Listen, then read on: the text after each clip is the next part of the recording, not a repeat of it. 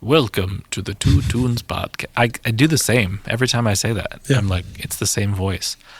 I should cut them all up and do like a super cut. Welcome. I have this idea for a project I don't know which class to put it into, whether it's music tech or recording and sound. The purpose is to just show the students how to cut audio. Okay. And delete parts of it. Okay. And they're going to take like the audio from the count. Okay. And then just beep out the word count. I know this already exists. Do you know what I'm talking about? No. The count from like Sesame Street. Yeah. Every time he says count. Yeah. You bleep it. Yeah. The count edited. Or censored. I mean, I've heard the like unnecessary censorship. Yeah, it'd be that. Things on like This is what the final would be, like what they need to produce. You know that I am called the Count. Except not that. Because I really love to. And then every time that he says I count. feel like maybe you shouldn't do this. Why? I don't know. It feels. Well, yeah, it's going to feel inappropriate, but it's not. They just bleep. Like the kids are taking the word count out and then adding in a beep. Sounds like a bad project? A little bit. Why? Well, you said it's not inappropriate, but it seems inappropriate. Yeah. And the perception goes a long way. All right, viewers, listeners I feel at like there's a home. different way to accomplish what you're trying to accomplish. All right. Give me ideas. So you want them to replace the certain audio with different audio. What I want them to do is really just be able to cut out sounds and then also like place things. The other option, because you want them to cut out when he says count and replace it with a beep, not just overlay a beep. Yeah, I want them to cut. They want to cut it out. Right. Like the word is gone. Right. The other option is I give them like just audio speaking, and then they have to cut. That's what my thought was going to be when you first started explaining this. Yeah. I was going to say you give them audio, like where you'd be maybe talking. Yeah. Kind of like I'm talking right now, where like you want random give pauses and things, and so like cut out all the dead space. Yeah. And put it together so it sounds like I'm talking coherently. Okay. Do you know what I mean? Yeah. That's another one. Mine was also like, here is a 10-minute clip of somebody talking, and I want you to form this sentence out of it. Oh, yeah. That's cool, too. I like that. Yeah. Basically, like cutting up and rearranging Yeah. audio and be like, then bounce that. You're doing chopped and screwed. You're going to do like Houston hip-hop in the early 2000s. Yeah, sure. And chop it and screw it. Yeah. Okay. So that's the idea. I have a new nickname for you. No, I do not want. That's not a coaster, by the way. Bosferatu.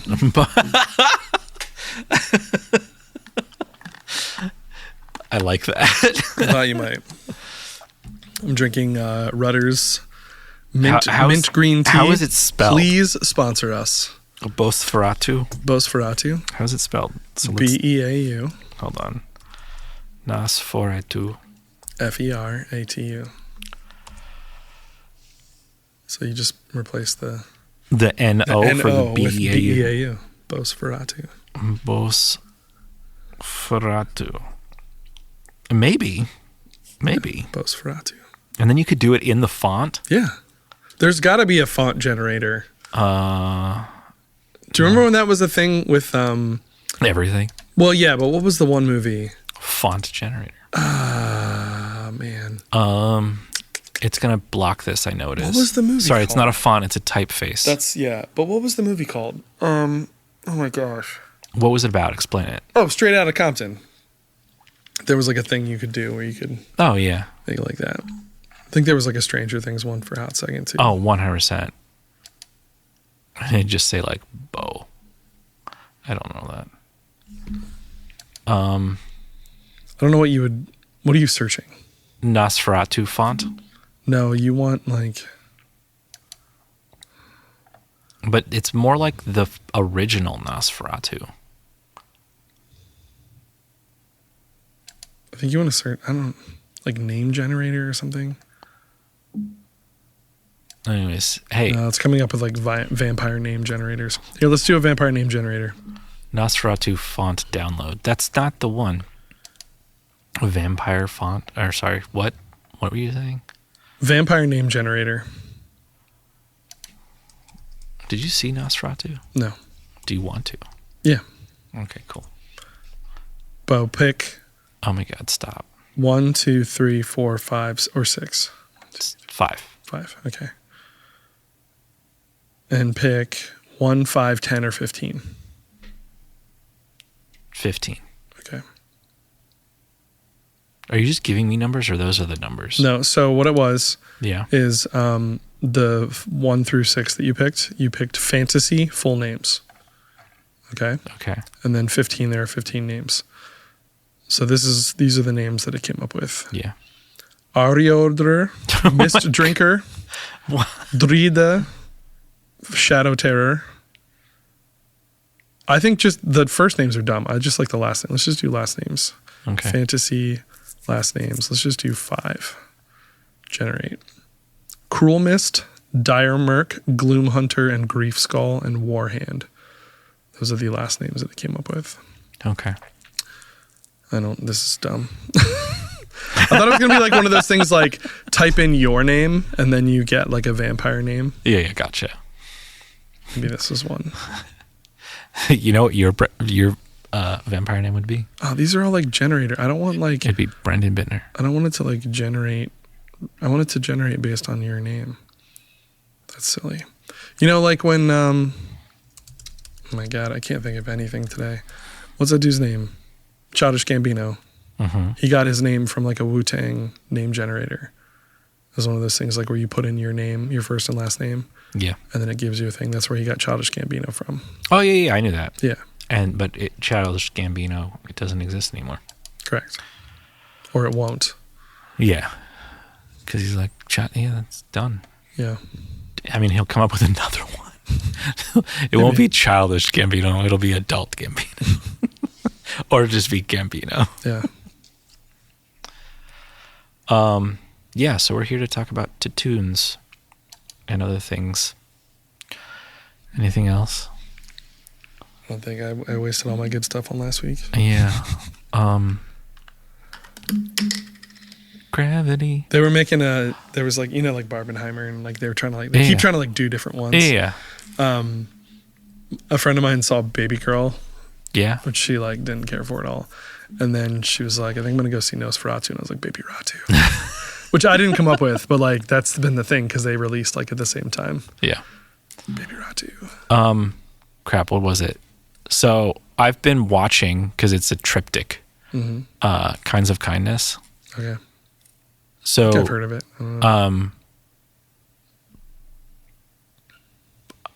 Crap, can't think of what was the previous one. Actually, this will tie into today. So, The Lobster, is that a movie? Yeah.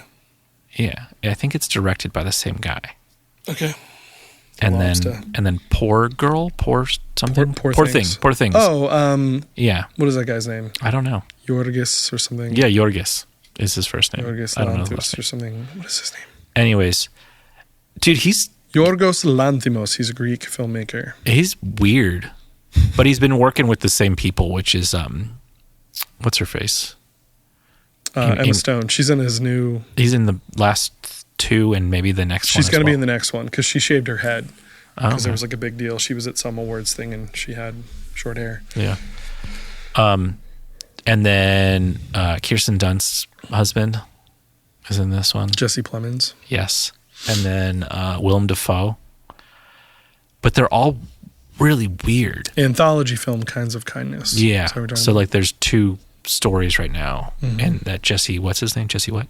Plemons is one of the main characters. I mean, he's Hunter Schafer's in that too. In both of them, he's like the main guy. The 2 of the 3 that I've seen, and they all have like RMF in the name of the short. The Death of RMF. RMF is flying, and I've seen both of those. RMF eats a sandwich. Yeah, which I don't understand how those mean anything in these, but they're really weird. Like, I don't get, like, they're art films. Mm-hmm. So, like, it's really weird.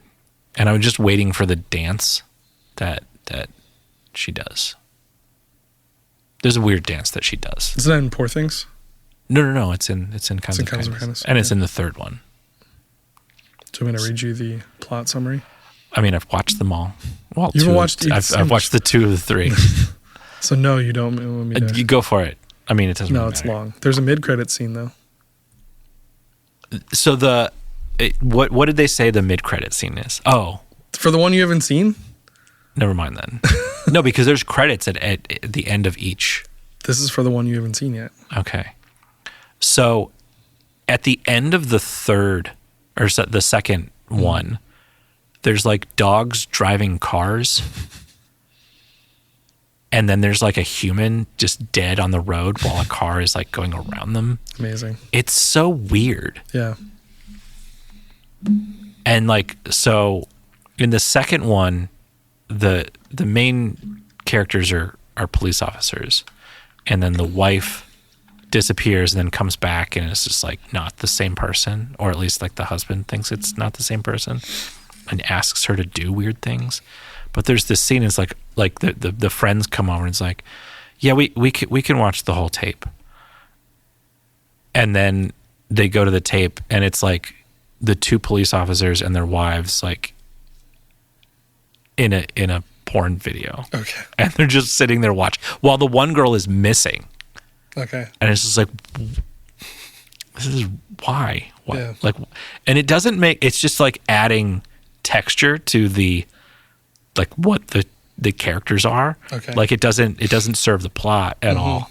It's just like, yeah, these friends are really, really close. Interesting.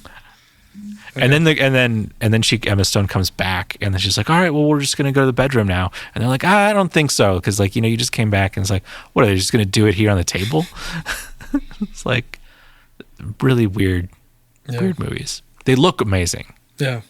Like the cinematography in it is really, really cool. Makes me think of like cameras and be like, I can like visually look at what's going on and like the background and the bokeh of the cameras. Do you know what that is? No.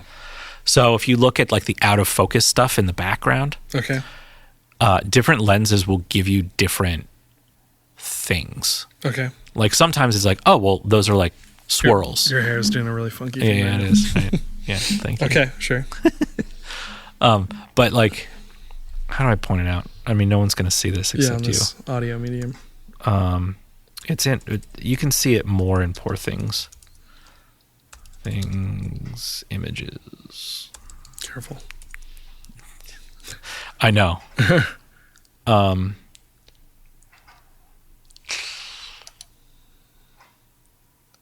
Bokeh. I'm not going to be able to see it. Because there's a specific thing that I want to show you, but I don't think I can. Have you seen Poor Things? No. It's also really weird. And also that who's the guy who plays the Incredible Hulk? Mark Ruffalo.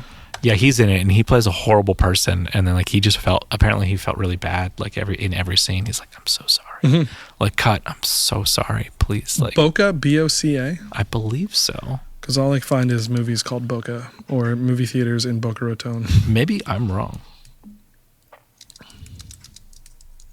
Boca lens flare. Yeah, there you go.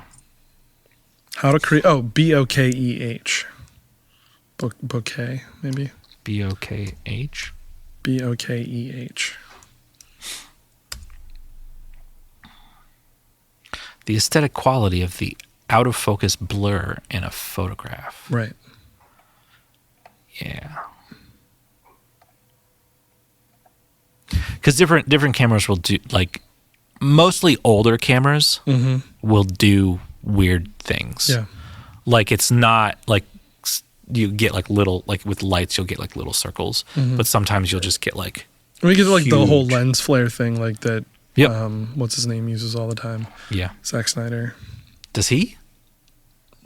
No, it's Zack Snyder? J.J. Abrams. J.J. Abrams. J.J. Abrams. Jims. Star Wars and the Four Jamaicans. What? You don't remember that one? That No, but J.J. Abrams movie that he did? Is it just Star Wars and the Four Jamaicans. That's the first. That's episode 1, right? No, it's episode 7. No, it's the first one. It's the first one because of the Gungans. Careful. Well, I know. Anyways. No, it's a take on The Force Awakens. Oh, I get it. All right, we're here to talk about Tatoons. You're first. And I am first. All right, so this band is through I guess the last 2 weeks have just been like, I found this band by going to another band and figuring stuff out. So a while ago, we covered Bearings. Yes. And I really liked that band, and that's like really cool. And I don't know why, but I started following this guy on Instagram named Ryan Fitz. And then he had posted, and I think I mentioned this, that he posted that he was going on tour with, he was going to do the third guitar for Arm's Length, which we also have had on the podcast. And then I started like looking into his history or whatever, like just like his information that is available on the internet. Yeah. And so he was in Bearings. Okay. He's no longer in Bearings. He's touring with Arm's Length, and he's in this band. Okay. So I guess he's the bass player in this song at least. But I'm like, what's your main gig? Like, what do you actually do? Because like, I know that you're not like that. This band, Second Harbour, there's like an EP and 5 singles, and like that's it. So like they're not a full-time band, and then he's not in Bearings as like an official member, but he is listed as songwriter and guitar player for it. Okay. So his main gig is Fine Classics plugins. So he owns a plugin company, and then mixing and producing. Okay. And then his studio is in Fort Erie, Ontario. Okay. Which is right across from Buffalo. Okay. So like, yeah. But I don't, and he's like, but touring stuff is more for fun. And I'm like, that's cool. So it's like, yeah, sweet. Touring's awesome. And then I told him, it's like, hey, we're going to do this song. But then it was like 10 o'clock at night. And he probably was like watching Silverstein because they're on tour with Silverstein right now. Did you go to that show? As of you listening to this podcast at home, yes. As of us recording this podcast, no. Wasn't it? It's this Saturday. I thought it was like 2 days ago you went to Philly. No, I'm going to Silver Springs. Oh, that's right. That's right. When I saw that, like, I could go to I should have gone to the Philly show. I just don't like going to Philly. Yeah, same. I don't know. I don't think I'll like going to Silver Springs either, because it's actually far. Like it feels far. Yeah, because it's like on the other. Like, isn't it like it's past DC? I think. Yeah. It's like 2.5 hours. Yeah, like you're gonna feel that drive. Well, it's like going to Pittsburgh, which I'm gonna do next weekend. Yeah. As of the different, like the thing I hate about going to Philly is going to Philly. Yeah, like that whole you hit the Schuylkill and then you just sit. Yep. Like you're 2 miles from your destination and it's going to take you 30 minutes because like there's nowhere to go. That's the thing I hate about it. Coming home is not bad. Yep. That drive home, you fly. Yep. It feels like because there's no traffic. Also driving like in Philly, I'm not a big fan of. Like I've driven in New York City and I've driven in DC and I've driven in Pittsburgh and I've driven in Philly, and Philly's the worst, I think. But yeah, driving to Silver Springs, like it's going to feel long on the way back. Is the biggest thing. Are they doing it? There's a show coming up or maybe I already missed it. That'd be hilarious if I missed it. What band? I thought it was Sungazer, but I think I'm wrong. Because I know they're going on tour. Yeah, they're going to be in DC or something. They're not like close. They're in Philly on the 15th. So is that what it is? Like in 2 days, which I can't go to. There's some band that's going to Ardmore, which Ardmore it's Never been there. There's a brewery that I like going, Tired Hands. Tired Hands, yeah. And this venue, Ardmore Music House, Music Hall, yeah, is like right across the street from it. Well, it's right off the train station. Yeah. All that. It's like, I don't know if I took the train there. I think I took the train. I was deciding at one point, like, I'm going to just take a train into a brewery and then like hang out there and then head back. Yeah. Because then it's like, well, I don't have to drive and it's pretty far, but. Yeah. Far enough that if you're going to just drink and you're not going to be able to drive home right away. But somebody's playing at Ardmore. Okay. Relatively soon. And I can't remember who it is. I'll tell you after. Okay. Anyways, so I decided to listen to this band, Second Harbour, and I dig them. Cool. And they're pretty cool. So this is a song called A Fire in the Attic, and I think that Ryan Fitz did the production of it. Okay. And I know that he co-wrote it because he's one of the 3 members of the band. Cool. When you fall asleep tonight, will you leave the light on?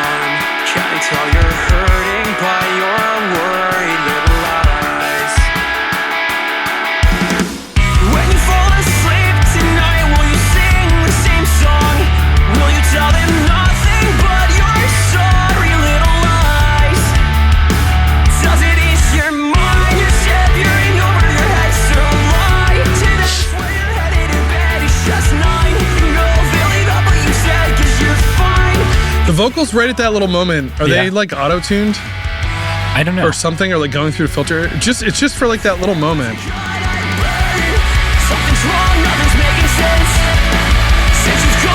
There was a video and the guitar player, lead singer, by the way, all of the photos are like him with his like fists in together. Okay. Like hardcore. And he looks like, and he's got like the Milo glasses. Oh yeah. But in a video that he's playing, he's got like kind of like, it's not an SG, but it's, anyways, he's got a guitar. Yeah. And it's high up. Okay. And he's like strumming really, really like like big. Yeah. And like leaning over to the microphone. It looks really cool. Yeah.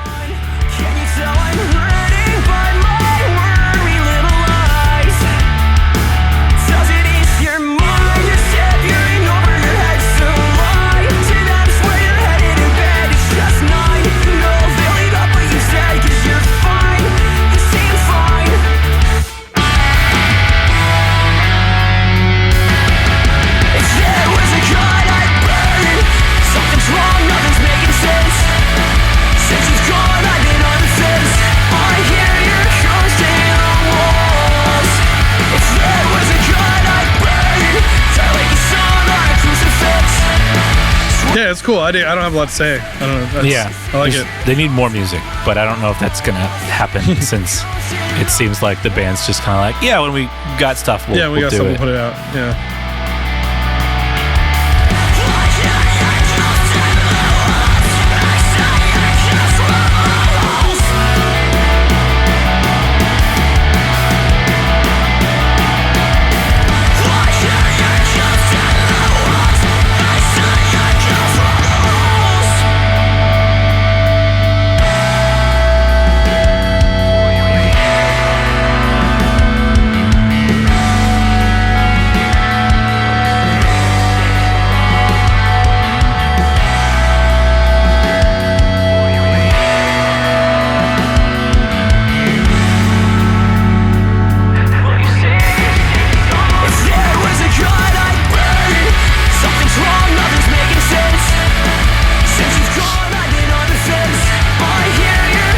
So how much music do they have? I think like 5 songs. Okay. Or like 10. Yeah. So it's not a lot. Just single, like pretty much put out as singles, or?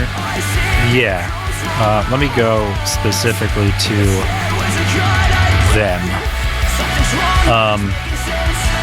So there's...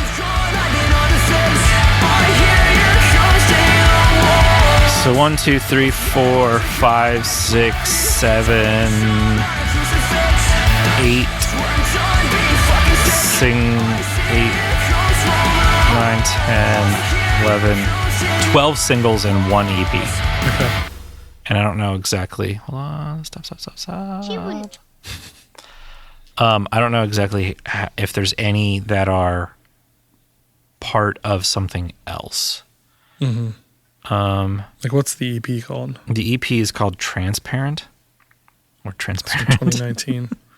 Yeah. Yeah, so they have like Short-Sighted in 2019. Was a single, which is then on Transparent. Okay. And then everything after that is... Yeah, so they got maybe like 15 tunes. Let me see here. I'm trying to like look at like maybe, I mean, so it seems like Vincent D'Onofrio. No, Morency, Morency, Okay. is the band. Like it's his Yeah. thing. And then his brother, I'm just guessing because the last name is the same, also comes in and plays a bunch, Okay. which that's Xavier. And then, Charles. Yes, Charles Xavier. And then in 2023, okay. Ryan Fitzpatrick is Ryan Fitzpatrick or just Ryan Fitz? It's on here. It's Ryan Fitzpatrick. On Instagram, it's Fitz Ryan, and then sometimes he goes by Ryan Fitz. Gotcha. I think is a nickname. But and then so Indifferent, which was released April 28th, 2023. It's Ryan and the two brothers, and then Ryan is listed as the producer, and then Will Yip is the mastering engineer, which we've had a bunch of stuff from that. And then I'm guessing that, then Hands Like Violets is the same credits. This song, which came out in 2023, is the same credits. Evelyn came out in 2024. They released 3 songs last year that are all the same credits as far as like the songwriters, which is those 3. Xavier, Vincent, and Ryan. So, and I just know that A Fire in the Attic, Ryan was posting about it recently of like, yeah, I did all the work for this. So like, wanted to do that, which I will. I mean, this will be released after I've seen the show. So, so I think this is coming out the last Tuesday. January 28th. Today is January 28th. And I saw them 10 days ago. Nice. Next podcast. Well, yeah, next podcast we'll maybe talk about it, which is 2-3 weeks after the fact. Depending on when we record. Yeah. Yeah. Oh, my hand, my arm. It's your turn. Cool. I don't know where I found this band. I'm pretty sure it was another one of those, like I saw somebody post about it and I was like, that looks interesting. Let me save it and I'll go listen to it. And then I liked it. So the band is Lobsterfight. Great name. I think that was probably the first thing that I was like, well, let me check out Lobsterfight, obviously. And this is from their new album, which is... Oh, I know what it was. The band Home Is Where. Yep. You get a lot of recommendations from them. Yeah, well, good music and good taste. They posted about it. They're like, oh, this is great. This is out. Check it out. And the album came out on December 31st, I'm pretty sure. Happy New Year. Yeah. Let me just find this real quick. Yeah. So the album is called My Coat Hanger is a Necklace. What does that mean? I don't know. And came out on December 31st. Yeah, I was right. So again, relatively new music. They've got several things. They have a few albums. Oh, wow. This is their I'm sorry. third album. I'm reading the titles of everything past the third track. Yeah. Well, one of them's alive, so that made sense as to why it's a longer song. But Yeah. A graphic novelization of a decaying cloud, in parentheses, so first off, the moment where you think to yourself, in quotations, how did I even get here? And then track 6, the first time I didn't get fucked up was at weekends during Mr. Brightside by the Killers. These are great. Yeah. Okay. So yeah, I've been listening to this album a bunch in the last, like, I don't know, less than 2 weeks as of recording. This whole record is their top songs. Yeah. But I dig it. And then there's a guy on Twitter that I have seen like pop up a lot in my feed. I think I mentioned last week on Twitter, like I found out about Pigeon that way. But this guy, Full Blown Meltdown, which is also the name of the band that they have. Okay. Has been posting a lot of stuff, just kind of hyping up different bands and stuff and talking about them. Mm-hmm. And so for 2025, he's doing 365 days of DIY, which I guess he also did last year. Yeah. And so he's just hyping up like smaller bands that you wouldn't have heard of probably. Mm-hmm. Go ahead. Oh, sorry. So this goes back to last week for a second. Okay. With Babel Map. Yeah. So Apple, like similar artists down at the bottom, right? Mm-hmm. And really what that is based off of is more of like, if somebody comes across your song, what are they listening to? Mm-hmm. And so I just looked at Lobsterfight, was Where's one of them, yep. And like I would look through that and like Hey Lil, L-L-Y or I-L? Oh, hey I-L-Y, like Hey I Love You. Oh, okay. Yeah. So that's a band, and like, yep. So like, yeah, I'll go see all these things or these other things. But with Babel Map, I went. I'm like, oh, what are some other bands? Because these bands are probably local because they're all hip hop. Like every single one does not sound like Babel Map at all. Interesting. I thought you were going to say it was like REM and related no, things. That would be awesome, but no, it's just a lot of hip hop. Gotcha. Interesting. Yeah. So on Full Blown Meltdown's Twitter 2 days ago, as of recording this, they listed Lobsterfight on their thing, and says for fans of Ginger Root, Hot Heat, Foxy Shazam. And then he said, I had not done a deep dive into this band until this week, but damn. He says my coat hangers and necklace had album of the year material, and I didn't even know it until it was too late. Listen and follow today. Because again, it came out on December 31st, and like if you did not know the band and didn't know it and whatever, but I dig them. I just had their Bandcamp pulled up here. I was going to see like what they're from Pueblo, Colorado. It says music makers, ? A clown, a ghost, and some white guy. And if you look at their picture, it's a clown, a ghost, and some white guy. Gotcha. So, yeah, but I dig them. This is the title, not the title track. This is track 1. Also, the album artwork is cool, like hand done. Always tired, all of the time. She wouldn't try to trick me on a traditional holiday. This time I'm gonna kick that football clear to the moon. You're a good man, Charlie Brown.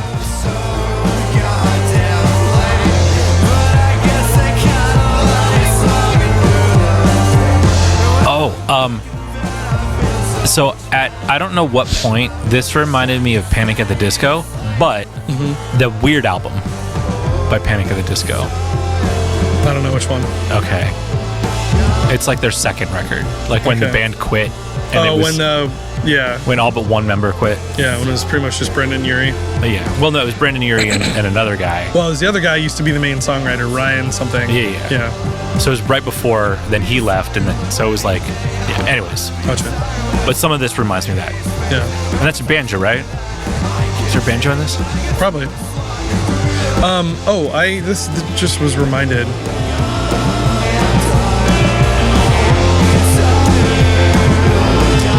So they posted on. I'll talk about it after. Okay.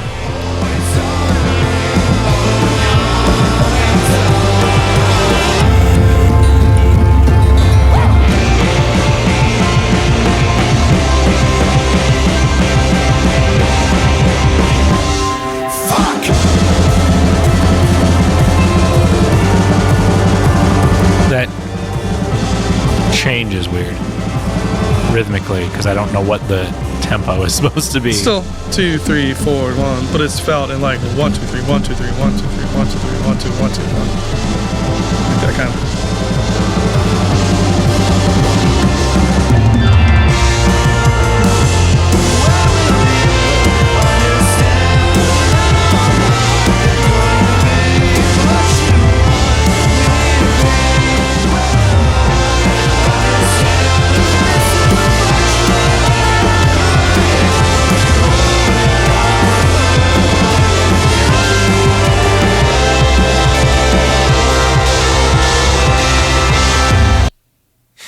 So yeah, it just ends because it goes right into the next track.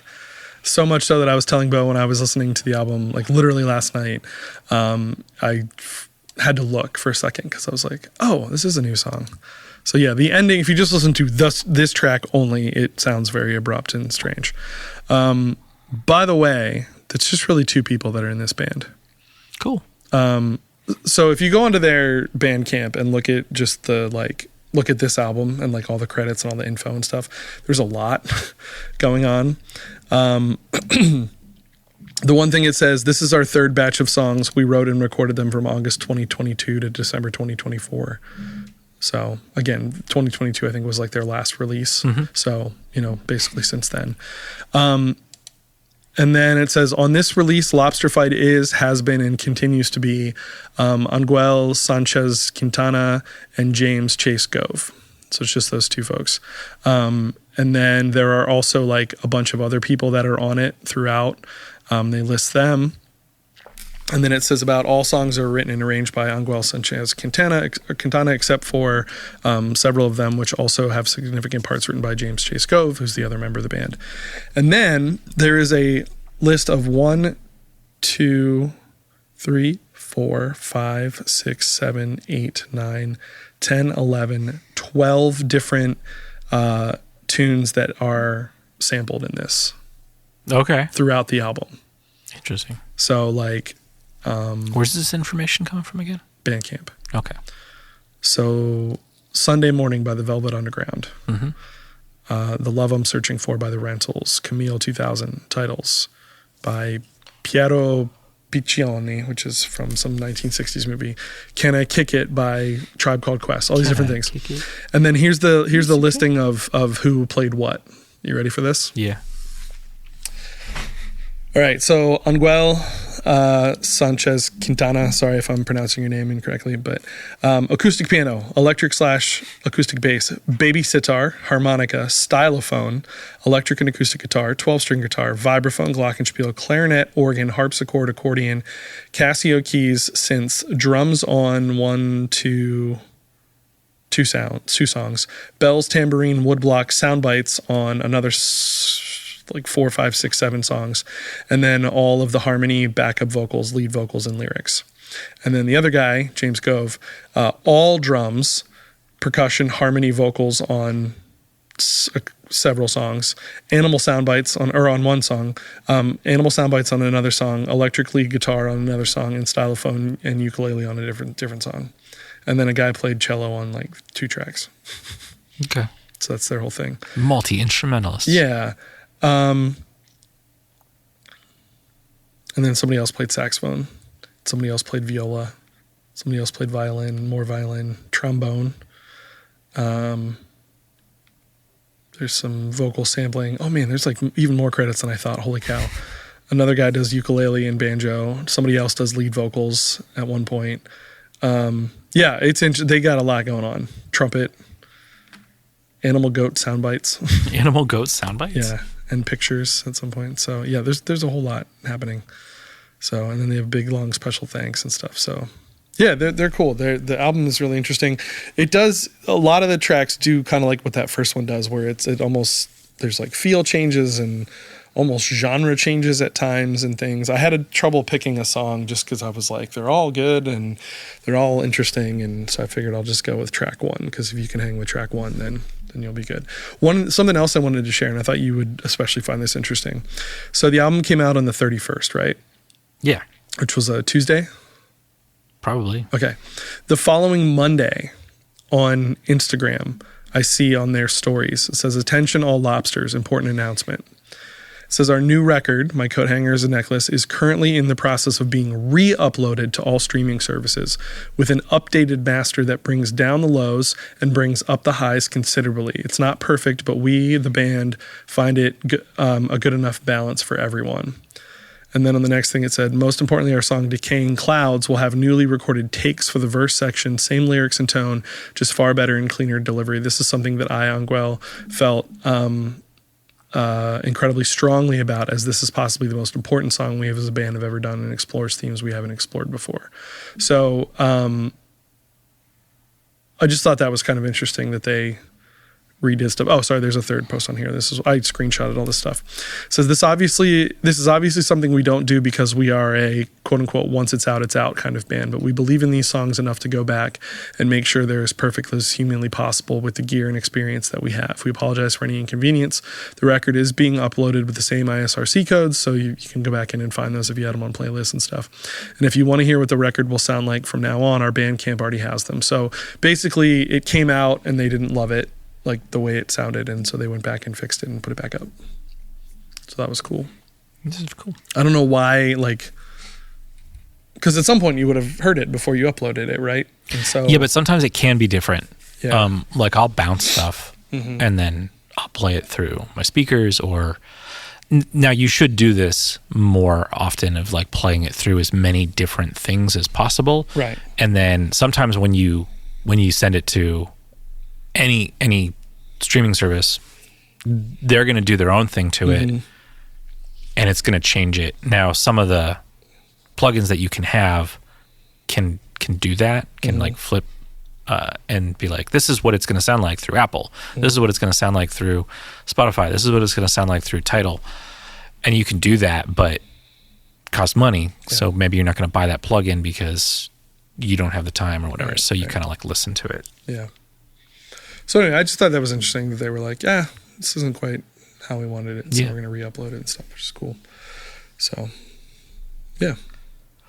I dig it. I'll maybe listen to it. Yeah, it's a good album. There's a lot of music that I want to listen to. Yeah. Like, and speaking of music I want to listen to, but I probably won't, is the new Ethel Cain. Oh. It came out a couple of weeks ago, but I know you didn't listen to it. No. But the first track is 12 minutes long, and there's about like 30 seconds of like, it's like noise, right? Typical music, and then that whole rest of the song is ambient noise stuff, and yeah, it is. It's not the first record, and I guess like people are like, oh, people are getting mad because like it's not the same as the first record. It's like, yeah, but like if for some people are like, if you listen to her music, like all of it, not just that one record, then you'd understand that like, yes, it's not meant to be enjoyed, I guess. Or like, you know, it's meant to give you an emotion, and that emotion doesn't have to be joy. Yeah, or like sing along or whatever. Like, it's just, it could just be like, I want to terrorize you. Yeah. I'm not saying that that's... Did you hear her cover of the American football song? No. Well, maybe I did. I don't know if I did or not. It's on the American football like covers, because they did like a 25th anniversary of that first LP. Yeah. But then they did like a covers version of it, which is good. The whole thing's really good. Very cool. Yeah. I actually, in my homeroom, we have Music Wednesdays. Yeah. And I put up a QR code for the kids to scan when they're allowed to have their cell phones, like before school and stuff. Yeah. Of like, hey, here's a Google Doc or Google form. Just put in songs and whatever. Your kid put in one song and that's it. So every Wednesday I go, okay guys, it's Music Wednesday, and no one's put in any songs since that one song we had one time. So I guess I'm playing music again. Like, because the whole point is, and they picked this. Yeah. They were like, what if on Wednesdays we could have like a playlist and we pick the songs? I was like, okay, great. Yeah, and you did. And we did. And then no one, other than Alex, one time. Wait, okay. Yeah. What chose was a song. I don't know off the top of my head. Was it Will Wood? No, it does not sound familiar. No, okay. It was interesting. Was it? Would you categorize it as theatrical? Yes. Okay. Yeah. That is the type of music that she is into. Yeah, but it was interesting. But I was like, okay, like, so again, it's Mr. Bittner just picking tunes. Yeah. So the one week I picked, I think it was like right after that re-release came out of LP1 and then the covers thing. So I was like, oh, I'm going to play track 1, which is Iron and Wine's cover of Never Meant. Okay. And Never Meant's like one of their big songs. And one of my kids was like, what is this? I like this. And I was like, so this is a cover, but it's called Never Meant. And I said, this is Iron and Wine, but also check out American Football's cover or original version of it. So I don't know if they did, but I was like, oh yes, let's like infuse these kids with old school Midwest emo. Yeah. So, in my recording and sound 2 class, which right now is a full year, I've had like a project that they're doing that's just kind of like for me, it was like Music Mondays, right? Like on Monday, we're going to listen to music. It might be just one song and we talk about it the whole class period, or we'll listen to something, but it's like every beginning of the week, we're going to listen to music to kind of like think about it. And then I gave them the assignment of like, okay, you're going to come up with a playlist, and you have the class, like the playlist can be 20 minutes because we've got 41-minute classes. So like half the time is going to be music and half the time is going to be you explaining the music. And I really loved it.